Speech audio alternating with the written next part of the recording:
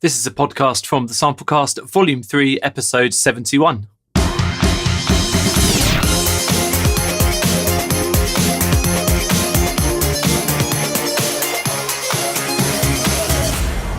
Samplecast.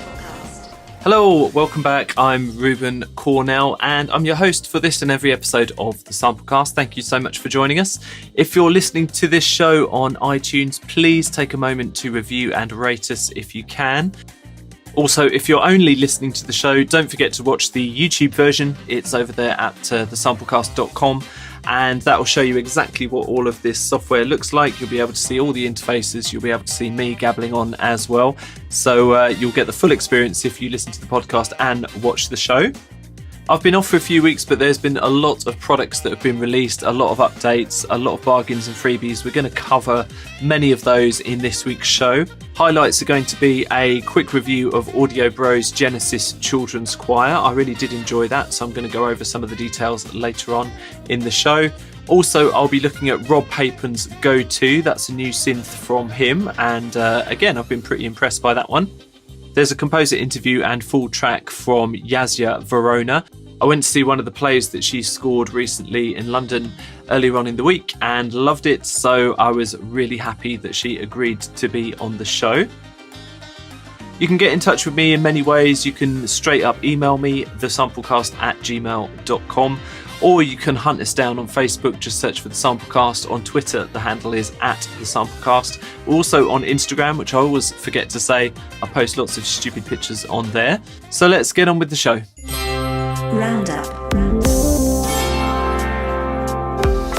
Let's start off with something new and a bit unusual for the show. This is a new hardware synth from Dave Smith, which contains 150 gigabytes of samples from 8DO. Now, as most of you will know, I'm more on the software realm than the hardware, but this release did really interest me, well, until I saw the $4,000 price tag anyway. The unit itself has digital oscillators and analog filters, and it uses samples from 8DO's basses, brass, choirs, percussion, and loads more. There are plans for updates and expansions in the future, including upcoming vintage synth modules and pianos. Now, obviously, I haven't got my hands on this. I'd really like to. If 8DO wants to send me one, please feel free. But there are lots of videos online showing off the hardware and the sound, so do check them out.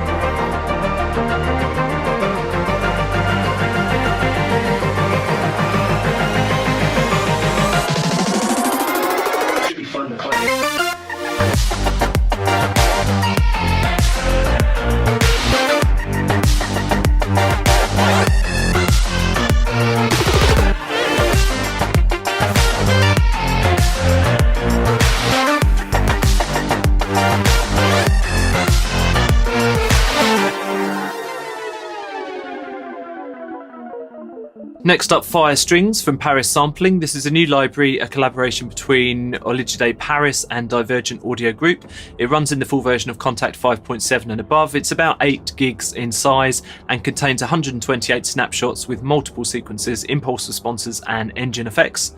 The source samples here have been recorded from electric violin and guitar through analog gear. They've sent me this for a little bit of a play, and I like the engine very much, but personally I'm not sure I'd have too much use for the sounds. There's nothing wrong with them as they are, but the industrial nature and aggressive processing doesn't really sit with my current projects. However, if you're looking for hybrid rises, scratchy rhythmic basses and sharp tonal pads, then do check out Fire Strings at the link in the show notes.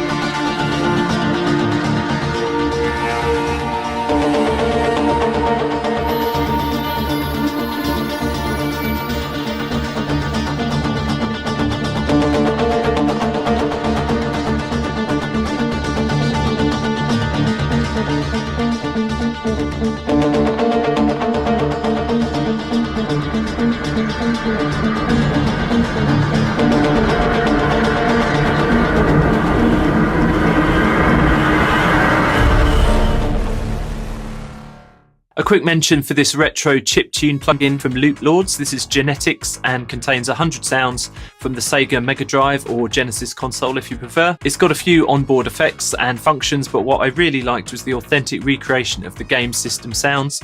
There's more details at the LoopLords site.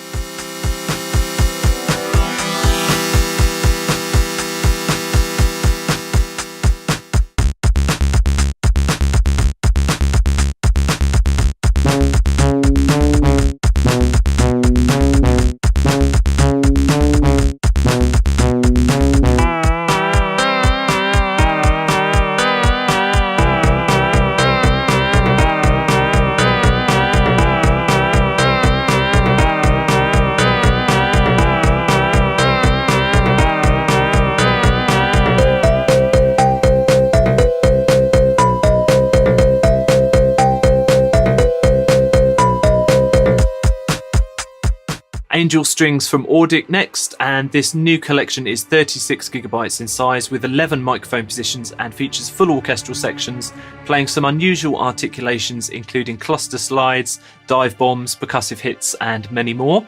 Of course, there are also standard articulations as well.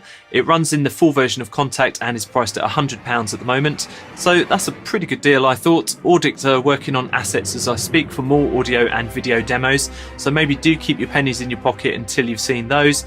Personally, I do use some of Audict's other libraries already and I do find them useful, so I'll be keeping an eye on Angel Strings.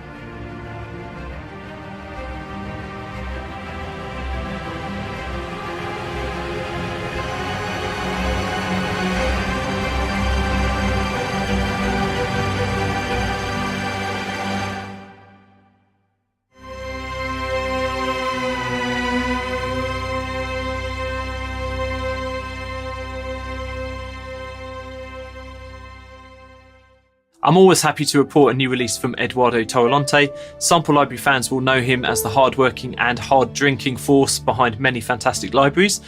Celtic Era is no exception. It runs in the Best Service Engine 2 and it's about 18 gigs in size. The sounds here are sampled Celtic winds, harps, guitars and a few extra things as well. I've tried out Celtic Era myself and I was particularly impressed by it. Happy to report that it sounds pretty amazing, to be honest. I especially like the strummed strings and soundscapes, and I've never been a massive fan of the Best Service Engine, and it's starting to look a little bit creaky, but the patches here more than make up for it. They're very playable and inspiring. There are lots of instruments that I've never heard sampled that well, and in some cases I've never heard them sampled at all, so do check out Celtic Era at the Best Service website.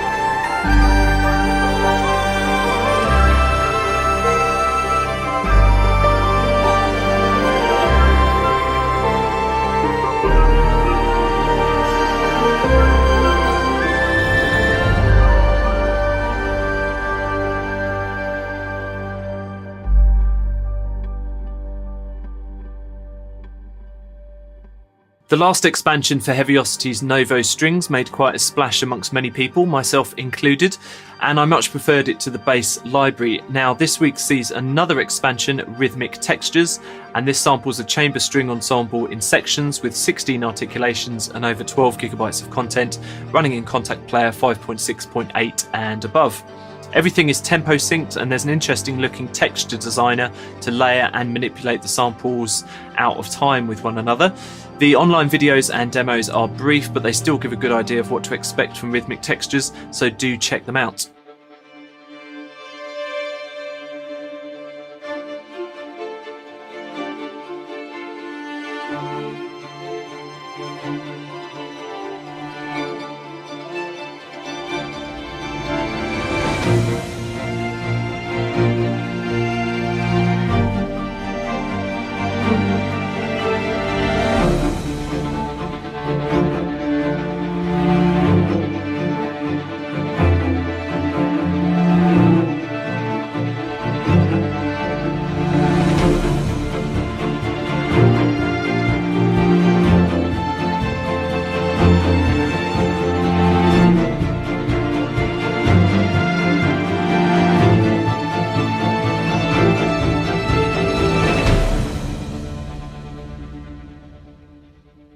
Lastly, a mention for a new online course from Evenant. This one is focused on creating sound design elements from scratch. It's called Trailer Sound Design. The course covers the recording process, plugin usage, processing sounds, mixing and mastering audio, and even delves into selling your own sample packs. I'm a big fan of these courses. You can purchase them in installments, and they seem to be regularly updating the courses with new lessons and videos. Do check this one out at the link in the show notes. So usually I will start with some ambient drones with a sub boom, nothing really creative here. What's a bit creative though is that I use the Metro. You can listen to it here. I pitch down and stretch it so it's very aggressive, but then I added a bit of reverb to put it in the back to add a sense of depth to the mix. And I also used a parallel chain, so at the top you have 3 seconds of decay, very wet. The second layer I have a grain delay that is pitched down an octave with a reverb that is 4.8. So you have actually 2 sounds going on. This and this. So all together. You get this very, very rich and dark sound to paint a nice background in your mix. The Big Review.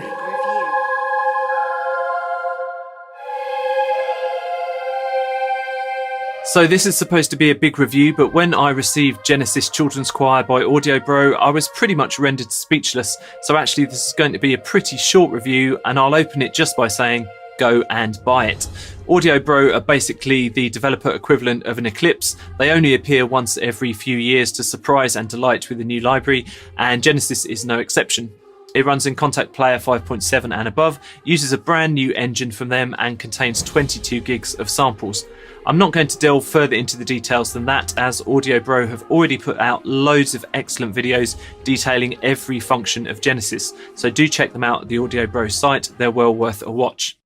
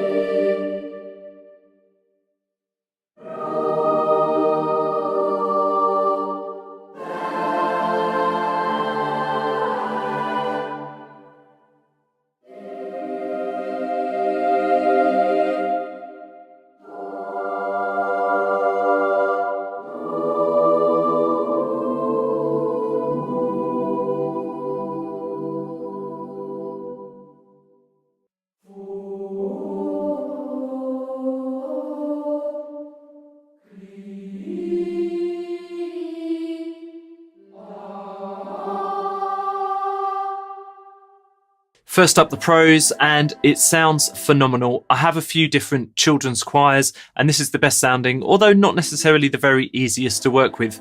The Auto Divisi engine works very well, and even with the hall reverb effects turned off, the transitions through the dynamics are smooth, and the legato is very nice.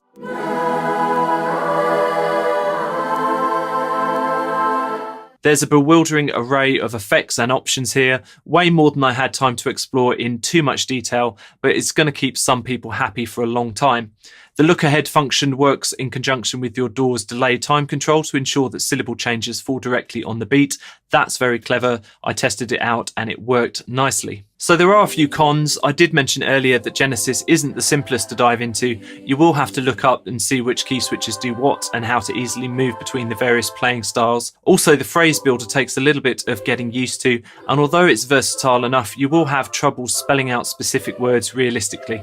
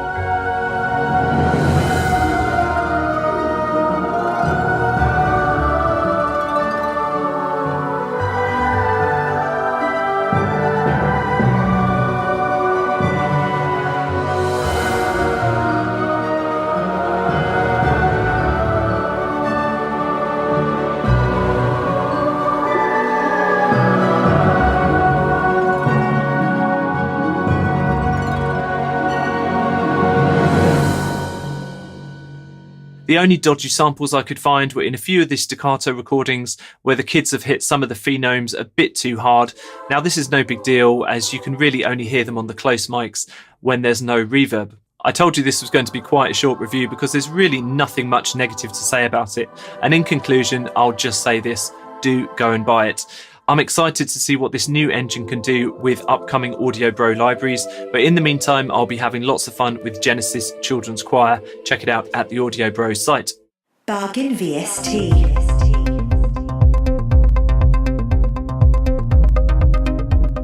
Some interesting bargains this week, and the first is a retro style synth from Divergent Audio Group called Invasors. I actually did the walkthrough video for this a few months ago, so I've had a lot of experience with it. Invasors runs in Contact Player, it's NKS ready, and that's what I really love about it. You can manipulate the parameters using the controls of a complete control keyboard or machine. It's currently 70% off at €37.99 over at VST Buzz. There are full details in the show notes.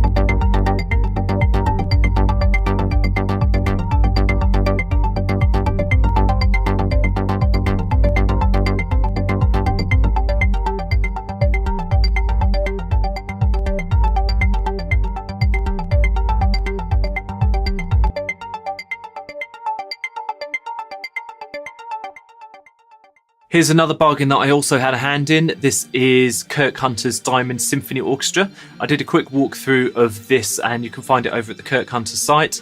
Now, I know that Kirk's libraries tend to split opinion down the middle, and honestly this probably isn't the collection for you if you already have a healthy set of orchestral tools, but for newcomers or if you just want some layering options, this library is the way to go. I won't deny that there are loads and loads of different patches here, and Kirk has included all of the legacy content as well as new stuff, so you might have to spend a little time seeking out the gems, but once you've done that, there is some really good stuff in there.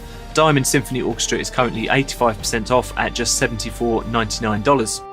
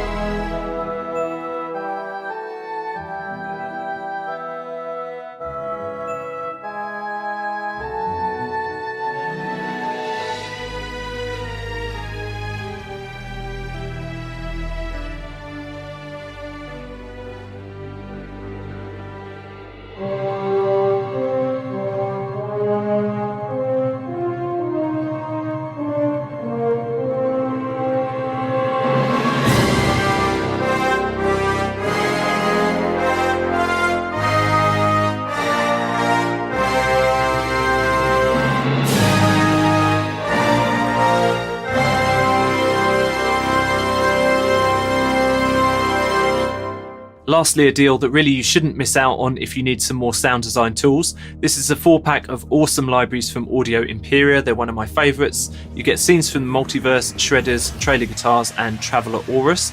I do swear by these sounds myself. They're currently 69% off at just $99.99 over at Audio Plugin Deals. Do hit the link in the show description for details.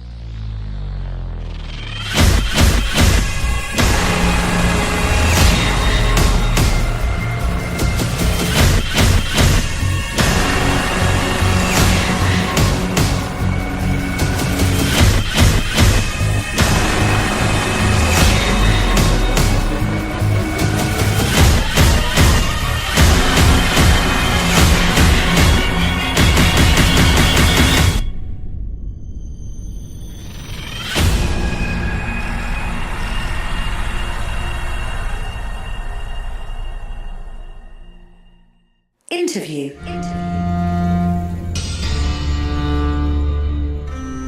I do hope I don't mangle her name too much, but this week's composer interview is from Yaiza Varona. I actually went to see a play that she's scored over the weekend, and I was completely blown away. You can find more details about that on her website.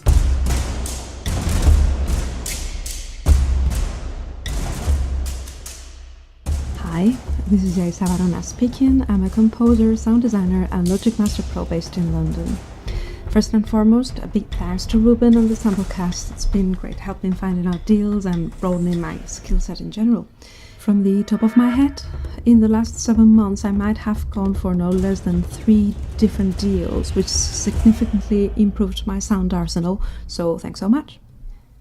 A bit about myself and my background. I studied violin at the Conservatory and Music College in University, and then made the jump towards composing and music production back in 2009.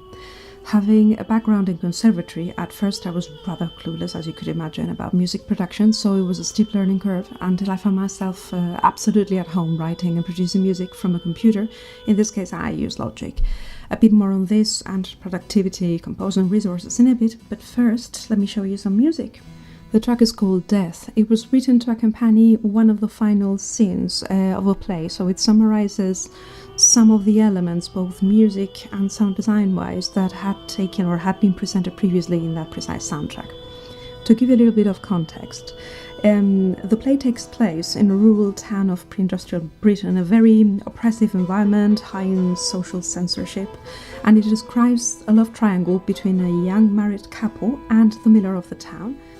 There are basically two main themes. One of them stands for that oppressive environment, from that suffocating effect on people. It's also underlined by the millstone sound design, and this you will hear on the low strings.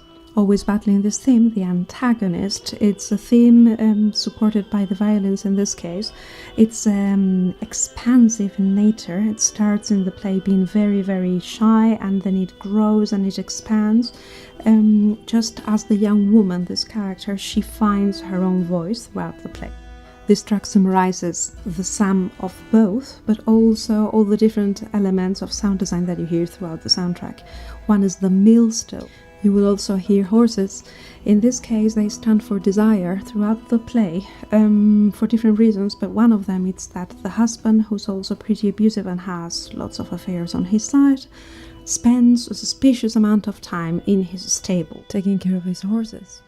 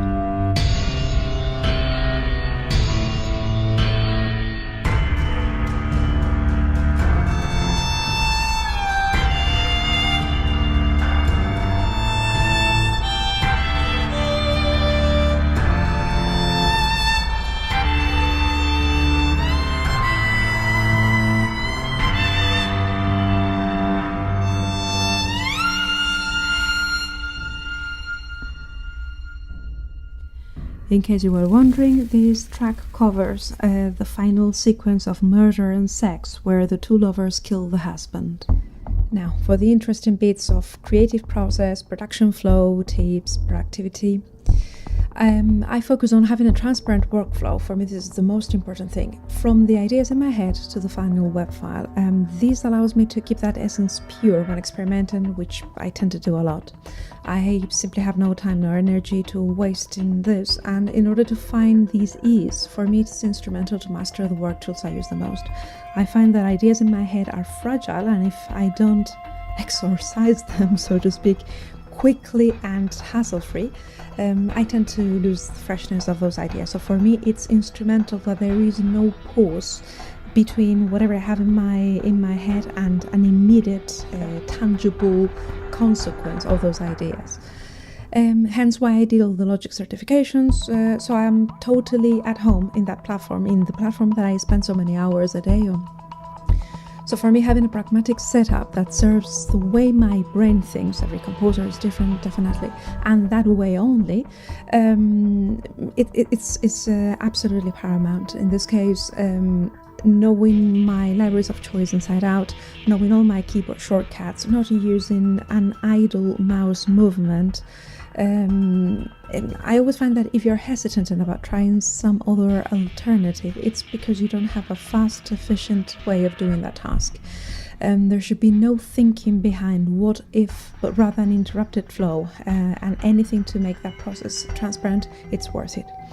It's the equivalent of having one's pencil sharpened, I find. So in my case, I always try to have my templates at the ready for very easy, smooth and quick sketching.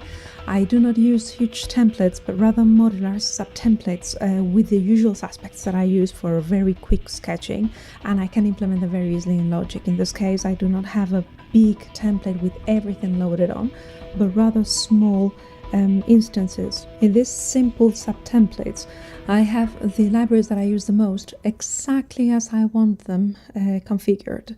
So by the moment I begin writing, I know that they are going to sound exactly as I was intending them to.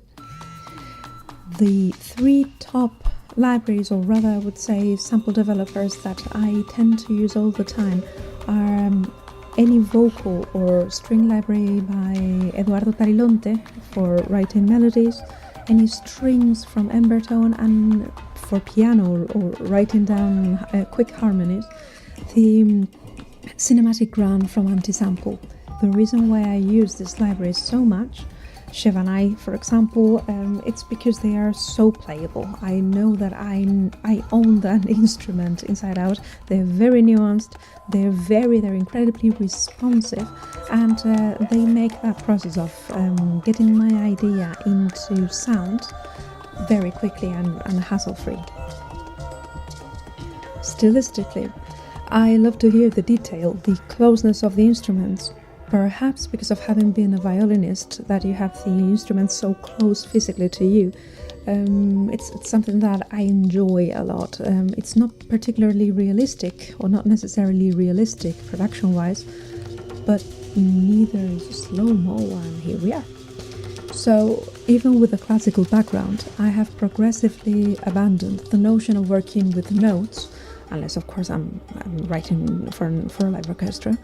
And nowadays I think more in terms of working with sounds. That's also because I find that notation and vocabulary that we use sound-wise tends to be always 2 steps behind our current ideas. In that respect, for me it's easier to blur the lines between sound design and music. For me everything is sound and I just use it freely. This is all from me at the moment.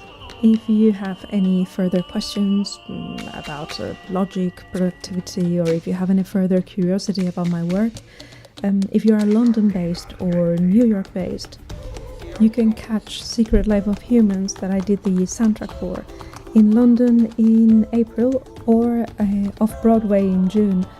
Or either way, there is an album coming up with a soundtrack called Secret Voice of Humans, which includes a small study on the evolution of hearing and speech in humans, which was a lot of fun.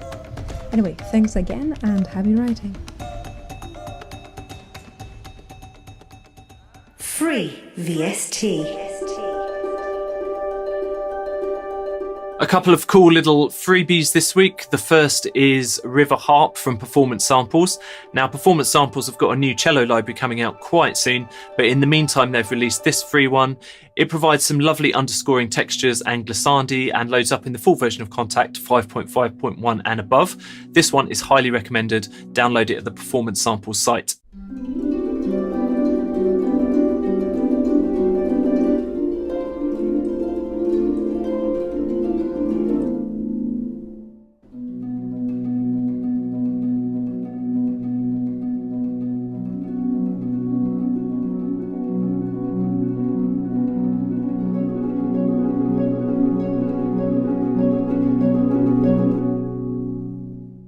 Clare Solo is a freebie that I found on the VST Buzz website. It's by Ivy Audio, and it's a little bit tricky to locate, so do head to the link in the show notes that will take you straight there. It's a beautiful legato female solo voice and runs in the full version of Contact 5.1 and above. It's a very simple library, but it just sounds great. Check it out at the link.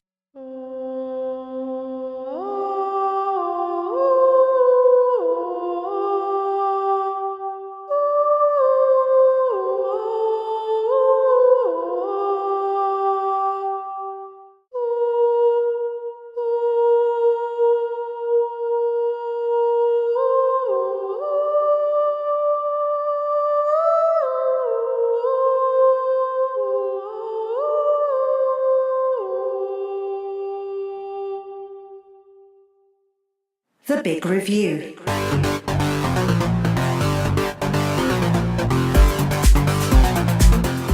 This week's second big review, and it's the Go2 Synth from Rob Papen. Rob Papen's synth plugins are legendary, although personally I don't use them that often, as it's only because my style of work doesn't often call for those types of sounds. However, I've spent the last few days playing with this new synth and it's definitely won me over. This runs on Mac and PC and it's around £40, which I think is a very reasonable price in my opinion.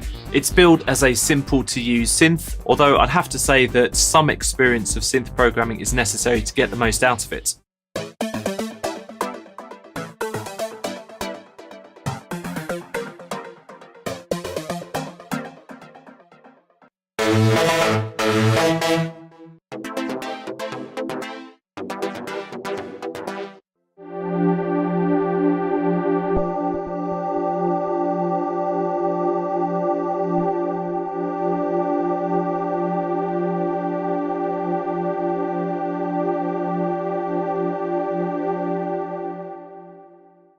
I do find soft synths particularly difficult to review, as many of them do more or less the same thing.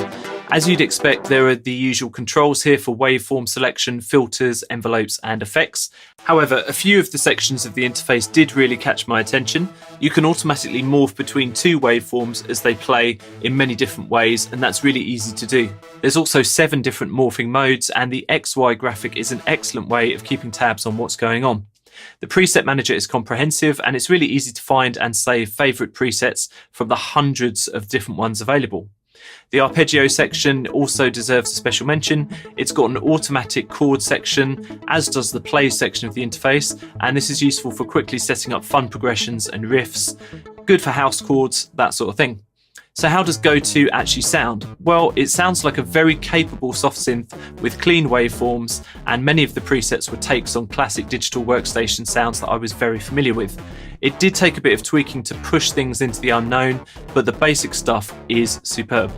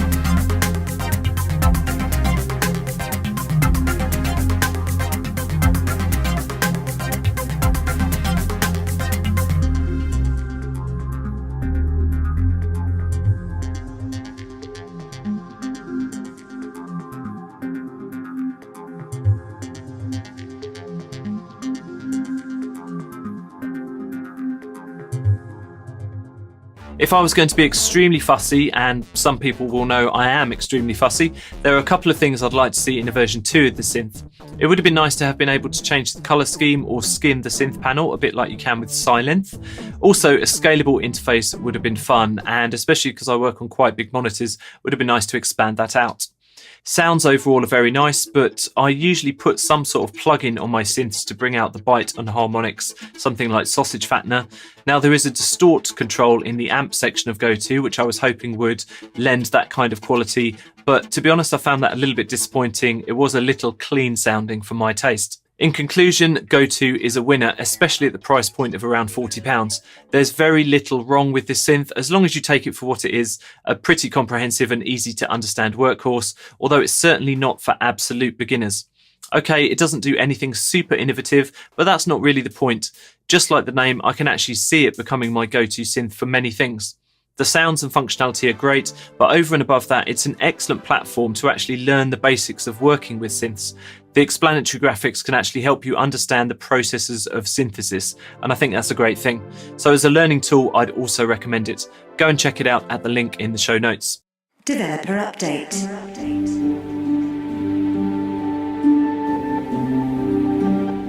There have been a lot of developer updates whilst I've been off air, so I'm going to cover some of the important ones. First up, it's Palette 1.1 from Red Room Audio. I wanted to feature this update as I think Red Room Audio, they've been very generous with their update to their 4 palette libraries. In total, they've given you 7 gigabytes of extra content, and this includes brand new patches, articulations, and workflow improvements as well. For most of the new content, they actually went and recorded brand new material, including a new marimba, a set of trailer drums, hand percussion, and various other articulations for all of the soloists, amongst other things. If you haven't heard of Red Room Audio before or their palette libraries, then you're really missing a trick, as they're well priced, comprehensive, and they do sound particularly good, I think. I reckon they're a bit of an unknown gem, so do check them out via the link in the show notes.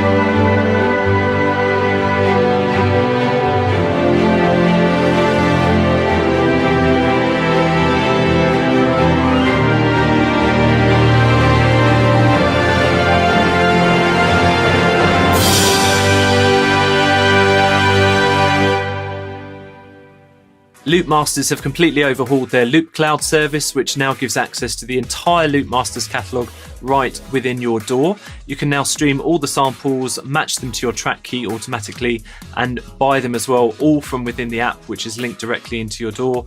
There are perks for signing up, including free points to spend on samples just for downloading the app and plugin. And having used this system for a little while, I have to say that I do like it, and version 2 of the software just makes the workflow much easier. Do check out the Loopcloud update at the link in the show notes.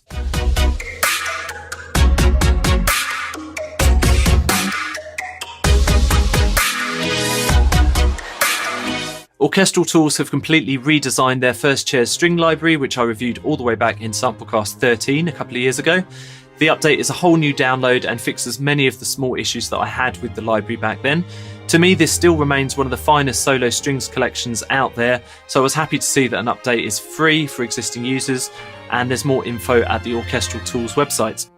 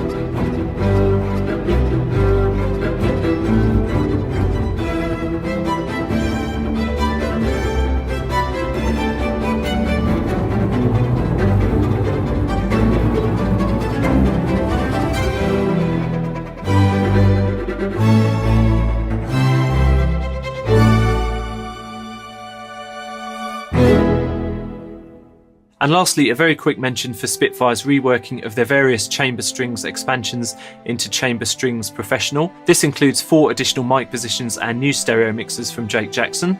As of recording, the whole package is still on intro pricing and there are good deals on cross grades for existing users. Have a look at the Spitfire Audio website.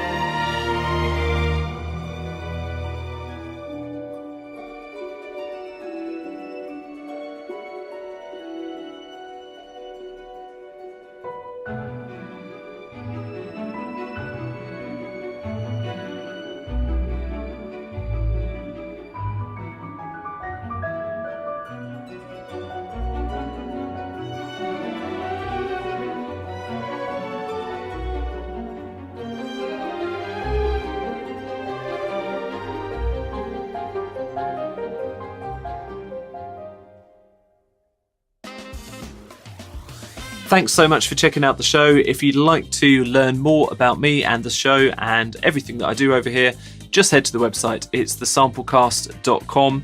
As I mentioned at the top of the show, you can reach us in many ways. The best way is probably to email thesamplecast@gmail.com. I'll be back